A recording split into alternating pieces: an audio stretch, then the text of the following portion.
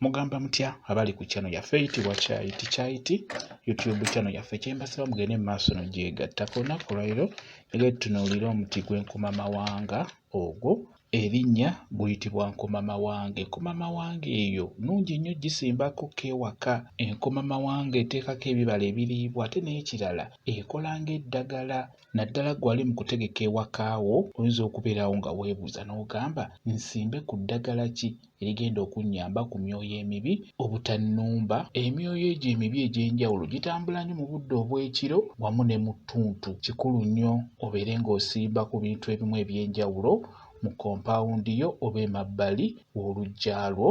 Mu bintu ebyo by'osanidde okubeera ng'osimbako ewaka bibeere nga bikutaasaako ku myoyo egyo emibi oba ku mizimu emibi.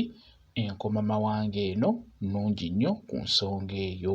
Enkomamawanga eno w'ogisimba ewaka byonna ebinaba bijja kuba bikoma ku nkomamawanga eyo. Bw'oba ogisimba ekikomera kyo bwe kiba kirina ensonda gisimbe mu nsonda, bwe kiba tekirina nsonda gisimbe okuliraana geeti. Enkomamawanga eno osobola okugifuna mu abo abatunda ebimuli ku makubo. Ajja kuwa endokwa yaayo gitwale obeere ng'ogisimbako, gisimbeko ewaka. Enkomamawanga eyo eriko eddagala ery'enjawulo liyitirivu nnyo kyenkana. Enkomamawanga buli ekiriko kijjanjaba ku ndwadde ezo ez'enjawulo ezo mibiri gyaffe. Nakino njagadde mbeere nga nkibabuulira mukimanye nti enkomamawanga ya mugaso nnyo okugisimba ewaka. Buli kimu ekitali kirungi ekyo kyonna ekinaba kigezaako okkulumba nga kitambulira mu mpewo kijja kukoma awo ewali enkomamawanga.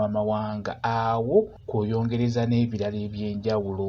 Kuva dda ne mu byalo bajjajjaffe baasimbanga emiti egy'enjawulo mu luggya egikkakkanya empewo, egikkakkanya egyo emizimu egy'amaanyi egirumba ewaka.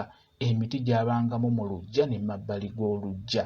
Nammwe mugezeko okubeera nga musimba egyo emiti oba ebibala bye mugenda okulyako ebibala ate bibayambe bikole ng'eddagala. Kati enkomamawanga eyo nkulu nnyo mugisimbe emabbali w'oluggya ejja kuba ng'ebayamba bulungi nnyo. Njagadde n'ekyo mbeere nga nkibabuulira.